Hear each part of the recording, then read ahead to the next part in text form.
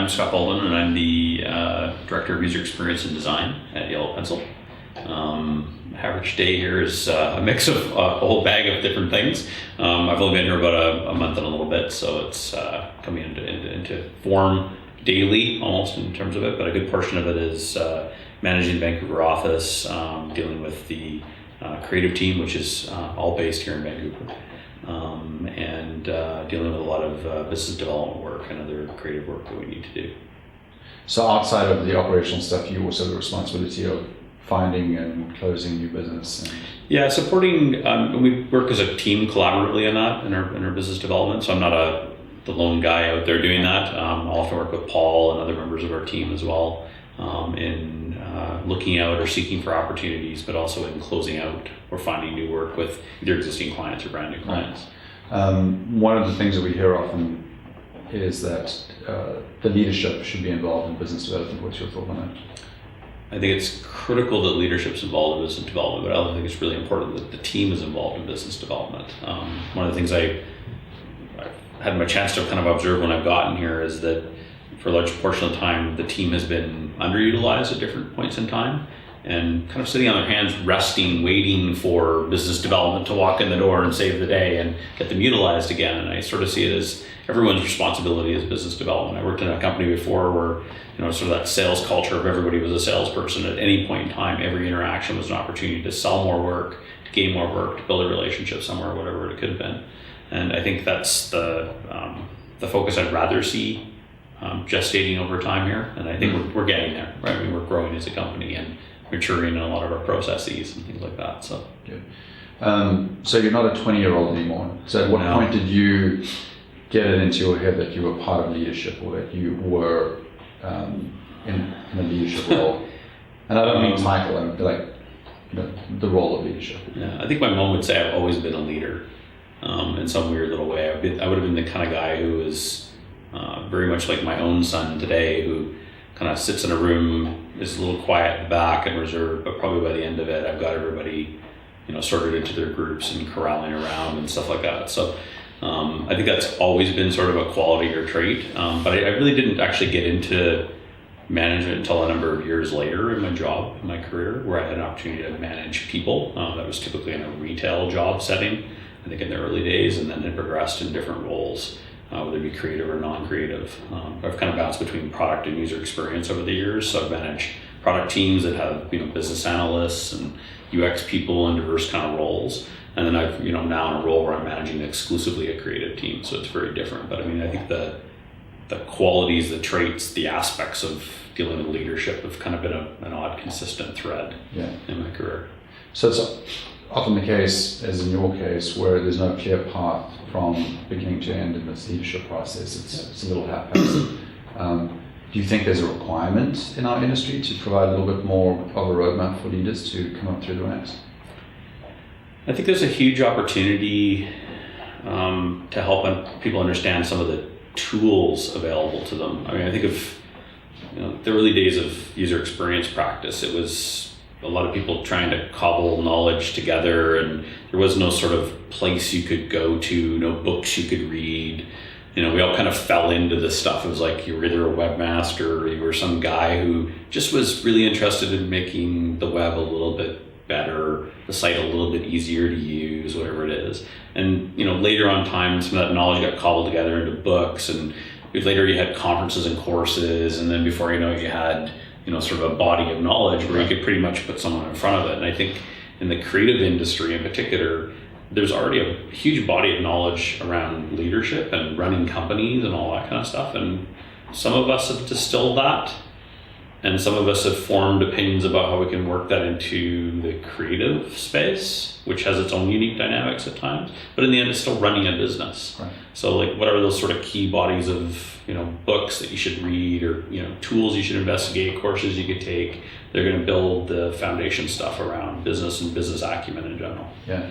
So you segue perfectly into the next idea, which is we've noticed that one of the distinguishing factors between successful design studios or agencies and those that are unsuccessful is that designers who always think of themselves as technical design people, or developers who think of themselves as engineers, are definitely going to face a lot more challenges than those people who think of themselves as business owners and business people who are in the business of design or development. Perspectives? Anything on that? Well, I would agree from a career growth perspective, you're always going to be hindered on that side. I mean, and we're talking about leadership specifically. Yeah, but I guess from a leadership perspective, I'm not quite sure I quite understand how to answer the question, if that makes sense. So do you think that there's a lack of leadership training for people who are technically strong but don't really have the business skills? Oh, without a doubt. Yeah, without a doubt. I mean, I look at my own team here as an example. Almost none of them have done any sales-oriented, presentations, even for that matter. Sometimes, in a lot of cases, or those kind of basic skill sets of how would you go in and summarize your opportunity, talk about the work. Even goal setting for that matter, whether it be like talking about it as objectives and strategies and tactics and the things that you need to support a kind of logical set of goals and outcomes, or even being aware of diverse ways in which organizations work through and establish business objectives and the activities that need to do to support those. Like a lot of them don't have experience on that side. Right. And those would be places where, obviously a bit of training or leadership would close out on some of that. Do you know of any training or leadership for that kind There's of some great stuff here in Vancouver. Yeah. UBC Sauder School of Business does a lot of great courses on that stuff, both from a really strong focused tactical side if you want to dive into a particular subject like reading a balance sheet. If you don't know how to, you're not a numbers guy, just some of those kind of basics, to more detailed courses that could do everything with coaching, leadership, and building soft skills. Awesome. Let's talk a little bit about this path that you've taken. Clearly, some of the things that you've done along the way you'd rather not remember, so some mistakes along the way. Anything that stands out in your mind as being a kind of a big mistake that you've made that you maybe have learned from or would regard, rather not remember? I think the biggest mistake for me was not investing as much as I needed to in my soft skills. While I had good hard skills and working through things often, I did not make enough really investment in my soft skills.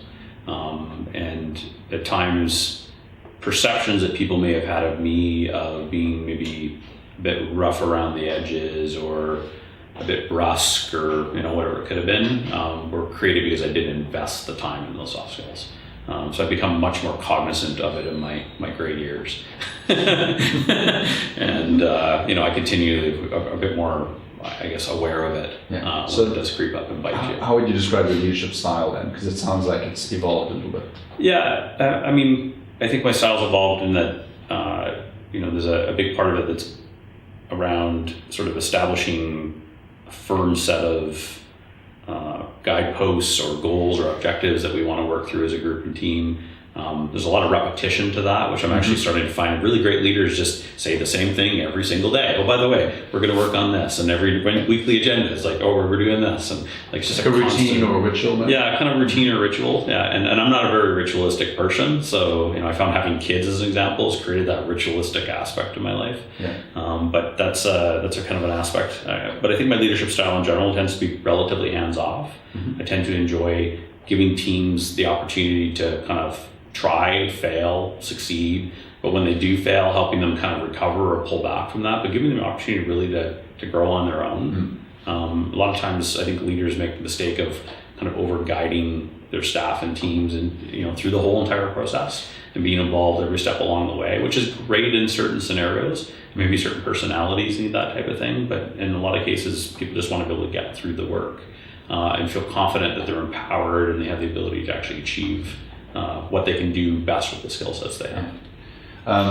I'm not sure whether you created the team that you're currently working with or inherited them. I inherited them, yeah. Let's talk a little bit about that. So you've had the opportunity to build teams in the past? Yeah, I've had kind of combos of both. The last few jobs have been a mix of inheriting and building too, where you kind of get in there and realize the team you've got is kind of there, but has a few edges that need to be filled out, maybe with new people. So you're expanding and grow your team to diversify your skill sets. Or it might be in, recognizing that certain people in that team just really aren't meant to be part of that team or that group or that job function. I've had a few people in my careers where they've clearly just really weren't passionate about the work that they do and really just didn't belong there. They're kind of along for the ride, and it was encouraging them to find the kind of thing that they were passionate about and realizing that it wasn't here and allowing them to kind of figure out their own exit versus giving them the kick out the door, but which sometimes takes time as well. But I think inheriting a team has got its own fun and dynamic as well to it, because they bring a huge amount of culture and sort of organizational learnedness that kind of, for me as a new guy, comes back to help me run board and become more effective within the company. So when you're building a team or even rounding out an existing team, what's the thing you're looking for most in a new hire or somebody to add to that existing team? Oh boy, that's a tough question. It may not be one thing either, it could be more. Yeah, I mean, there are, maybe I'll answer it in a slightly different way. There are managers who essentially hire themselves, and there are managers who hire different people. And I tend to kind of try to look for a mix of both. So people that diversify and play off skill sets that I don't have maybe strong, or where I can learn something from them as much as they're learning from me. I mean, ideally we should be working collectively as a team and growing in that way. Whereas I think a lot of cases managers will hire kind of replicas of themselves. That's the kind of people who they like. Yeah, like they're kind of like the kind of people who basically reflect almost their own personality and dynamic. They tend to be the types who maybe are, very organized. So they hire more organized people. And I find in a lot of cases that doesn't create kind of an interesting tension within the group. If you have people of, mixed pedigree, if that makes sense, or mixed personality, I think you get a more kind of interesting and dynamic team. I like that. So complementary for the most part. Yeah. I mean, I'll use an example like the last job I had. I mean, I hired a BA there who was an incredibly quiet guy, essentially in a very gregarious kind of organization and company. Like a group of people who were very vocal and kind of, very almost pushy a lot of times, right? I mean, it was a very interesting dynamic for him, but it also allowed everyone else to see how he thought and worked through problem space, and to, kind of by osmosis pull down a little bit of stuff about how he did things. And likewise, everybody else being very kind of out there and vocal and active and stuff like that allowed him to kind of get pulled out of his shell a little bit too. He had to get in front of people, he become more better, presenting, all that kind of stuff. So in the end, both sets of employees gain a little bit of perspective or a little bit of something from each other. Great. What part does the physical space that you work in help the team do what they want to do? We were downstairs, we saw that beautiful mural. Yeah, it's a beautiful mural. I mean, the desk setup doesn't do anything for me here, but I think the physical space is critical, actually. Yeah, I mean, it's critical both from liking to come to work, and I can speak to that. I mean, my last gig, I worked in a cubicle. It wasn't really exciting. I stared at the backside of a gray, cloth cubicle wall. I mean, it's not very inspiring as a creative or as a product manager to have that kind of ecosystem. Come in here and have a very colorful environment and, fun kitchen and everybody kind of talking, lots of collaboration, much more open space. I mean, it creates a certain dynamic in just how you work with other people. So some of those spaces that are not necessarily work related, like the kitchen, there's conversation and collaboration going on anyway. Oh yeah, and I think that happens in any company. I mean, the typical water cooler, as they would call it. I mean, those kind of conversations and soft interactions happen throughout the day. Right. As part of any company. I mean, our space here is a little bit tough because of the style of this building, where it's a lot of little units and stuff like that. Yeah. So we end up with a boardroom on this floor, as an example, because we don't have the ability yet to get a boardroom that's next to our own office. Right. So it's a little tough on that side. On the flip of it, I mean, a small office doesn't give you a lot of that sort of privacy. It's hard to have a simple one-to-one conversation without be able to book physically this room, as an example, which makes it very, very hard to move things forward sometimes. So being in a leadership role comes with its own pressures and stresses. How do you personally manage your own stress? Well, I exercise a lot. That's become very critical over my years. So I tend to run about at least 3 or 4 days a week.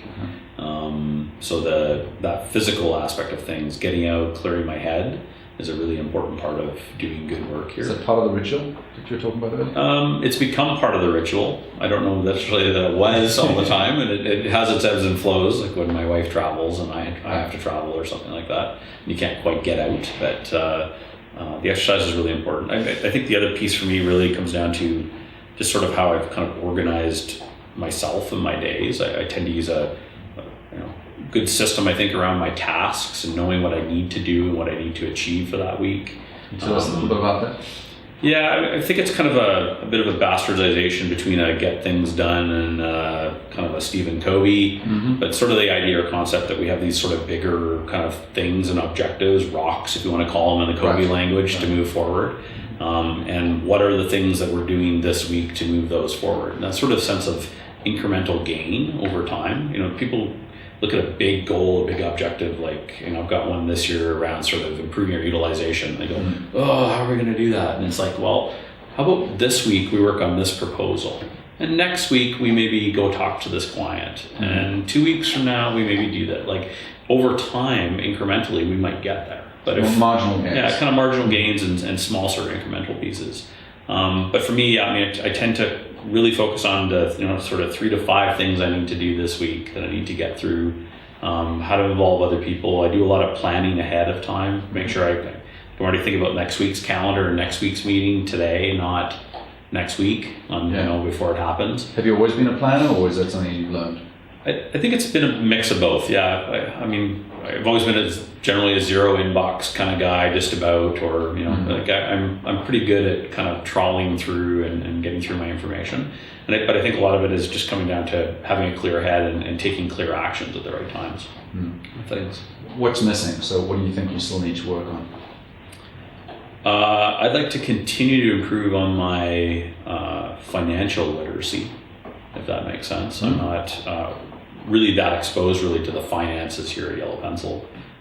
It's early days too, but I don't think we're not sort of that kind of company where we often talk about the money very often.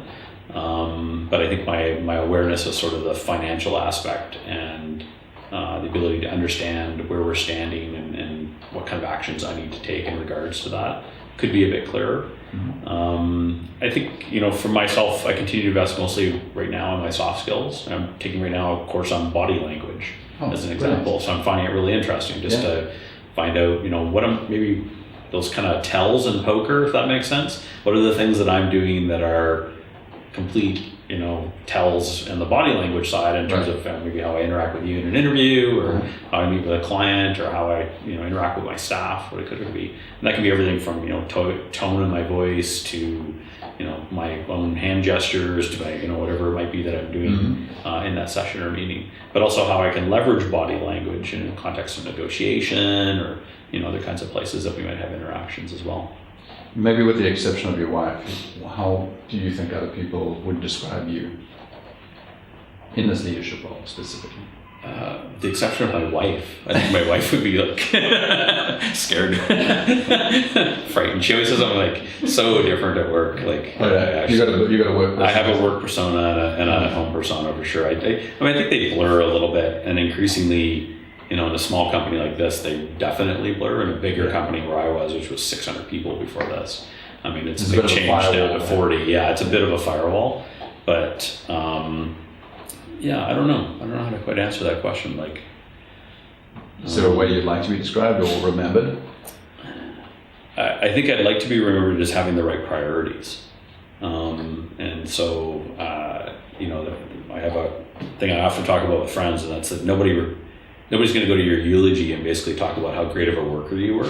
Right. They're actually going to talk about how great of a parent or a friend or whatever it was. So that kind of aspect is probably where I tend to focus more. Like, work's important. I love work. It's fun. I love having engaging, fantastic work to do. But it isn't the end all of end all. And I think there's a lot of other dynamics. Like I try to bring that a bit into my own creative team here as well. As an example, one of the goals we have this year is to get more involved in our own community here. We don't do a community event. We don't get involved in some kind of way. And we often talk about community. We talk about, let's go out and do a presentation at a UX event. Yeah. Or let's do something at the local meetup or whatever it is, versus actually, we're in the downtown east side. We're in the poorest neighborhood in North America, perhaps Canada. What are we doing in our neighborhood? So trying to kind of put some different dynamics in terms of what we do as a group here as well. Okay.